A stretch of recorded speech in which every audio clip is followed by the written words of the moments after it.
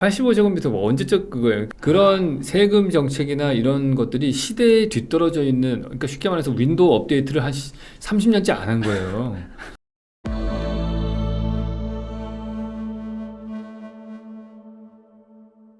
중장년층 분들이 이제 전원주택 많이들 좋아하시잖아요. 저희 부모님 세대들은 거의 다 이제 뭐 네. 아파트 싫고 이제 나는 뭐 다 돈만 되고 여유만 되면 다 전원주택 가는 그 로망 같은 게 있으신데 네. 이런 게 계속 될까요? 인구가 점점 지금 노령화가 네. 된다고 하니까 그러면 도시를 떠나는 거에 대해서 어떻게 생각하세요? 교배로 나가서 사는 거가 활성화될 것이냐 아니면 회귀할 것이냐, 그 키는 누가 갖고 있냐면 원격 의료가 갖고 있다고 봐요. 원격으로요? 네.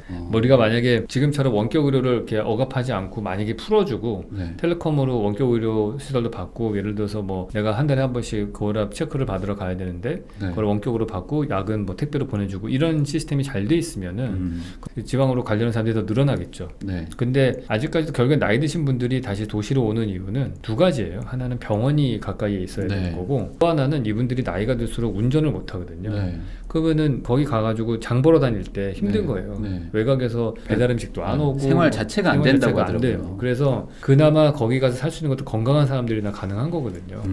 그럼 거기서 또 하나 변수가 이제 자율주행을 얼마만큼 활성화시킬 수 있을 것이냐가 또 변수인 거죠. 네. 그러면은 내가 뭐 80 노인네라고 하더라도 막 90 노인네도 자율주행을 자동차를 이용해서 병원에 왔다 갔다 할 수 있다라든지, 네. 그러면은 조금 더 지방으로 흐트러지는 가능성이 높아지겠죠. 네. 저는 그런 건 있는 것 같아요. 그러니까 제 그냥 개인적인 전혀 네. 뭐 근거는 없는 얘기인데, 그냥 원래 약간 농촌이나 시골 생활을 해봤던 그 유년기의 경험이 네. 이제 다시 장년기로 가면 맞아요. 회귀하고 싶은 게 아닌가. 그것도 커요. 네, 그러면 저는 아파트 세대이기 때문에 맞아요. 내가 60, 70이 돼도 전원 생활을 할까? 그런 생각이 안 들 저도 것 안 가요. 같거든요. 저는 극장 가야 되는 사람이기 때문에. 네, 저도 농사 안 이런 갈 거에 것 대해서는 저는 감이 없거든요, 별로. 이게 그거는 그분들의 그냥 노스텔지아로 잠깐 그랬던 것일 뿐이고, 일본 같은 경우가 네. 그렇게 다 교외 외곽 도시나 이런 데로 갔다가 네. 다시 중심부로 회귀하고 있거든요. 병원 때문에. 병원 때문에. 네, 그리고 이 노인들의 고독이 되게 또 심각한 문제예요. 네. 우리 뭐 젊은 세대도 마찬가지고 나이에 상관없이 요즘 시대는 뭐 고립의 시대라는 책도 있잖아요. 네. 그러니까 그 정도로 외로움을 많이 타는 그런 때이기 때문에 노인이 자기 가족도 안 찾아오는데 네. 하다못해 사람을 가까이 볼 수 있는 도심부가 훨씬 더 나은 거죠. 그렇기 때문에 왜 어른들이 왜 파고다 공원에 가서 그렇게 앉아 계시겠어요? 네. 대부분의 사람들은 다른 사람과 함께 있고 싶어 하거든요. 음. 그래서 도시로 오히려 노인이 될수록 외롭기 때문에 더 도시로 하려고 하는 그런 경향이 더 커지지 않을까 생각이 들어요. 그럼 교수님이 그때 도시는 좀 고밀화가 돼야 되고 그래야 뭔가 생산성도 높아지고 막 여러 네. 가지 아이디어도 생긴다고 하셨잖아요. 근데 네. 그게 젊은 세대뿐만 아니라 이제 노년층에도 그게 맞다라고 네, 보시는 저는 거예요. 맞다고 봐요. 그게 건강상으로도 훨씬 더 나은 것 같고요. 네. 그러니까 우리는 이게 A냐 B냐로 하면 안 돼요. 도심에 아파트 짓고 살 거냐, 아니면은 시골에 내려가서 뭐 목가적인 생활을 할 것이냐, 네. 뭐 어느 게 맞는 거지 이렇게 생각하시면 안 되고, 두 가지 다 장점을 합친 그런 아파트를 만들어야죠. 그래서 제가 강조하는 게, 마당 같은 발코니가 있는 아파트를 만들게 법을 개정해라. 네. 발코니 확장으로 다 실내 공간으로 만들게 하지 말고 네. 마당 같은 발코니가 있는 아파트를 만들고 공간 구조를 더 스마트하게 설계를 하면은 네. 우리는 두 마리 토끼를 다 잡을 수 있거든요. 근데 그럴 수 있는 가능성이 있는데 그걸 다 막아놓잖아요, 우리는. 네. 그러니까 우리는 참 되게 기형적이죠. 어찌 보면 발코니라는 걸 만들어 놓고 확장을 하라고 해놨어요. 그걸 또 합법으로 해놨어. 근데 좀 어이가 없어요. 저는. 네. 그 85제곱미터가 세금의 기준점이 돼서 그런 네. 거잖아요. 그럼 바본 것 같아요. 그러니까 네. 그러면은 당연히 기준이 30년 전에 만들어진 기준이면 네. 지금 올려야죠. 네. 우리가 지금 살면서 쓰는 가구가 얼마나 많아요. 옛날에는 그러니까. 방에서 자다가 일어나서 요 개켜가지고 그렇죠. 장롱에 넣으면 밥상 들어오고 밥 먹고 치우면은 책상 돼서 공부하고 이런 시절이 아니잖아요. 밥상도 이게 다리 접어가지고. 네, 잡아서 치우고 지금 잠은 침대에서 자고 밥은 식탁에서 먹고 네. 어? 안마 의자도 놔야 돼요. 네, 맞아요. 그런 시대인데, 네. 그 85제곱미터 뭐 언제적 그거예요. 그런 세금 정책이나 이런 것들이 시대에 뒤떨어져 있는, 그러니까 쉽게 말해서 윈도우 업데이트를 한 30년째 안 한 거예요. 난 지금 롤 게임 해야 되는데 지금 아직도 XP 돌리고 있는 거 아니에요. 그러면은 그 발코니가 필요한 건가요? 네, 발코니가 필요하다고 보고요. 아, 그것도 우리나라 발코니 같이 위층 발코니가 가리고 있는 거 말고 하늘도 볼 수 있고, 트여 있는. 네, 그리고 뭐 비도 맞을 수 있고, 네. 무엇보다 발코니의 프로포션이 중요해요. 가로 세로 비율. 네. 우리는 1.5m로 돼 있잖아요. 네. 좁고 길잖아요. 네. 화분밖에 못 나요. 화분 놓거나 빨래 널거나 자전거. 화분 놓으면은 옆으로 걸어가기도 힘들어. 그래서 그런 거 말고 참고가 돼요. 네. 네. 그냥 정방형으로 되어 있는 발코니들이 좀 나오게 해야죠. 톡 튀어나온 걸로 네. 해서 그냥 원형 테이블 놓고 커피 마실 수 있는. 그렇죠. 마주보고 앉을 수 있을 만한 테이블이 나와야 되는 거예요. 네.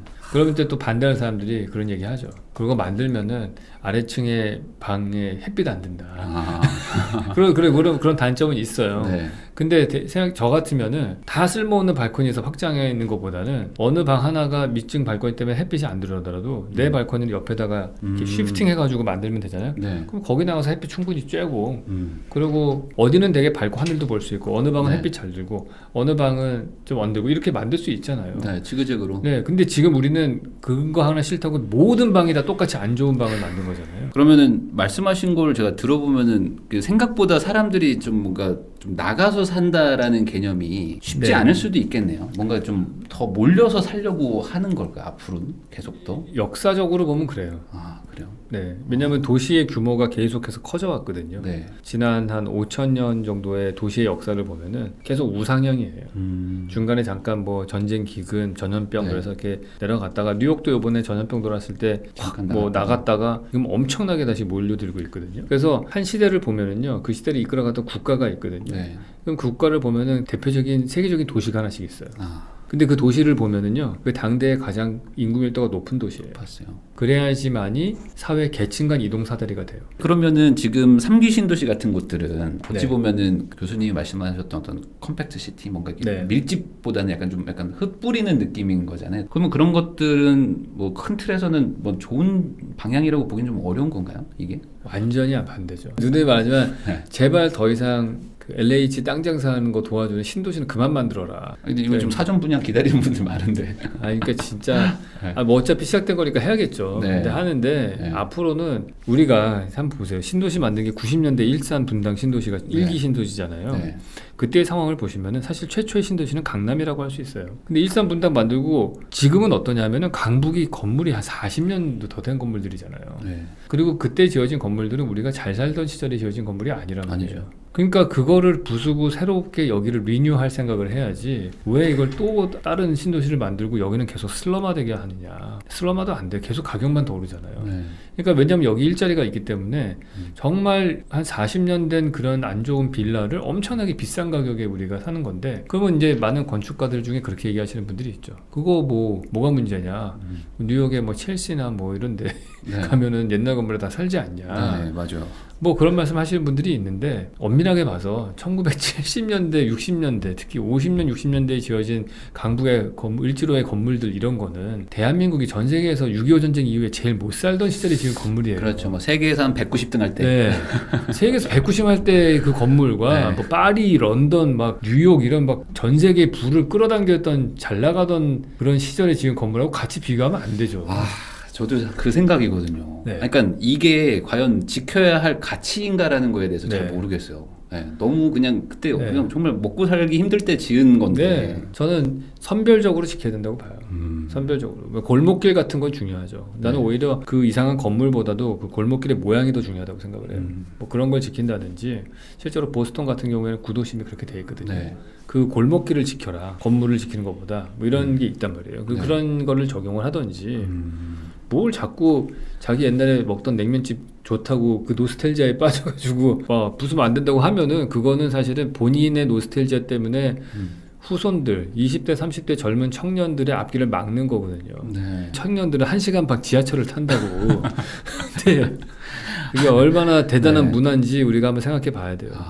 근데 요 얘기 하면은 아마 이렇게 반박하는 분들이 있을 것 같아요. 왜냐면은 결국에 그렇게 되면 서울 고밀도 집중화가 되면 맞아요. 그 얘기 꼭 지방 나와요. 분산이라는 네. 개념에서는 또 안 맞는 얘기잖아요. 거기다가 또 GTX, 뭐 KTX 네. 뭐 계속 들어오는데 그러면 결국에는 뭐 지방은 다 공동화되는 거고. 그러니까 어쩌면 우리는 네. GTX로 뚫기보다는 네. 서울을 제대로 개발을 하고 네. 그 다음에 지방을 다른 방식으로 다른 형식으로 다른 라이프 스타일을 할 수 있는 걸로 바꿔 써야 돼요. 그러니까 두 개가 좀 안 맞아요.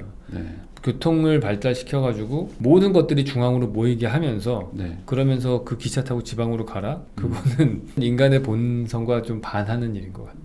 예를 들어서 우리가 베니스나 피렌체 같은 도시는 네. 완전 다르잖아요. 네. 그거는 이미 교통수단이 발달하지 않았던 시절에 그 지역의 로컬에서만 구할 수 있는 재료로 지은 독특한 건축 양식과 도시의 형식이 있어요. 그러니까 얘네들은 지금 21세기에 와도 기차 뚫어도 확실한 캐릭터가 있잖아요. 네. 근데 우리는 아무것도 없는 상태란 네. 말이에요. 6.25 이후에 네. 아무것도 없는데 이걸 뚫어 놓으면은 다 일로 끌릴 수밖에 없다니까요. 그러니까. 여기에 문화가 만들어지기 전이기 때문에 그러니까 결국에는 뭐 답이 쉽지는 않네요 이게. 쉽지 않아요. 그래서 고밀도를 할 수밖에 없지만 하게 되면 생기는 부작용도 분명히 있으니까. 결국에 그게 지금의 형태잖아요. 우리가 네. 서울 중심을 막고자 하기 위해서 외곽에다가만 계속 짓고 우리는 서울의 인구가 1,000만 명이 안 넘었어 이제 뭔 소리야. 출퇴근하는 사람들까지 하면은 지금 도대체 얼마냐고요. 그렇죠. 수도권은 뭐 지금 네. 더 늘어나고 있죠. 수도권으로 치면. 그러니까 나는 그 진짜 수두빛할 것 같아요. 제가 볼 때는 제일 아까운 게 그 교통에 쓰는 돈도 아깝지만은 네. 그 출퇴근하는 그 수십만 시간. 명의 사람들이 시간이 얼마입니까 도대체? 네. 그러니까 누가 좋으냐면은 스마트폰 회사만 좋은 거예요. 스마트폰만 계속 봐야 되니까 그 차 안에서. 네, 네. 그래서 그거를 우리 국민들의 시간을 우리가 좀 스마트하게 쓰기 위해서는 공간 구조를 바꿔야 된다고 봐요. 뭐 교수님의 성토하는 자리였던 것 같은데. 아우 너무 흥분했네요. 교수님이 그래도 앞으로의 주거 환경이나 뭐 도시에 네. 대해서 이렇게 좀 가야 되겠다라고 항상 얘기하시지만 네. 혹시나 또 못 들은 분들도 많으니까 네. 마지막으로 우리는 어떻게 가야 되는가 한마디 좀 조언 좀 해주십시오. 한마디로 표현하면 다양성인 것 같아요. 다양성. 네, 다양성을 키워야 된다. 그래서 나만의 가치에 대해서 프라이드를 가질 수 있는 세상을 만들어야 된다. 그게 정말 중요한 것 같고요. 네. 두 번째는 공통의 추억을 만들 수 있는 공간을 네. 만들어야 된다. 공통의 추억. 네, 그게 소셜 믹스고 네. 그게 융합을 만드는 길인 것 같아요. 그리고 그 공통의 추억을 만들기 위해서 정말 필요한 거는 온라인 공간 안에서는 공통의 추억이 안 만들어지거든요. 네. 오프라인 공간 안에서 익명성의 상태에서 우연히 만날 수 있는 좋은 공간들을 우리의 1층에 도시의 1층에 많이 만들어야 된다. 네. 그렇게 생각을 해요. 1층이 핵심이네요. 네, 1층이 핵심. 결국에는. 모든 걸 바꿀 생각하지 마시고 네. 1층의 연도변을 바꿀 생각을 하세요. 도로변을. 우연의 확률은 결국에 걸으면서 더 생기는 걸으면서 것이다. 생기는 거. 맞아. 차를 타고 다니는 도시가 행복한 도시는 아닌 것 같아요. 자기의 공간에서 또 다른 자기의 공간으로 가는 거잖아요. 네. 자동차라는 내 공간에서 주차한 다음에 커피숍에 가서 내 돈 내고서 내 자리 사가지고 앉아있는 그런 사회는 그렇게 지속 가능한 사회는 아닐 거라고 생각해요. 저는. 그런 것들이 우리나라의 뭔가 사회 문제를 점점 네. 악화시키는 거에 어떤 요인일 수도 있다. 그런 얘기인 것 같습니다. 네, 오늘 유현준 교수님, 셜록 현준 모시고 오늘 많은 이야기 해봤는데요. 많이 좀 느끼는 바가 있으실 것 같아요. 저는 이게 맞는 방향 같거든요. 아무리 네. 봐도. 근데 이렇게 왜 안 하실까? 뭐 여러 가지 뭐 요인은 있겠지만 우리 또 정책하는 분들이 또 이런 걸 좀 반영을 해주셨으면 좋을 것 같고 더 나아가서는 우리 국민들, 시민들이 네. 이런 거에 대한 개념을 가져야 된다. 네. 그 얘기를 해주신 것 같아서 아마 많은 도움이 되지 않았을까 싶습니다. 다시 한번 나와주신 우리 셜록 현주님 네. 감사드립니다. 네, 감사합니다. 초대해서 감사합니다. 네. 네.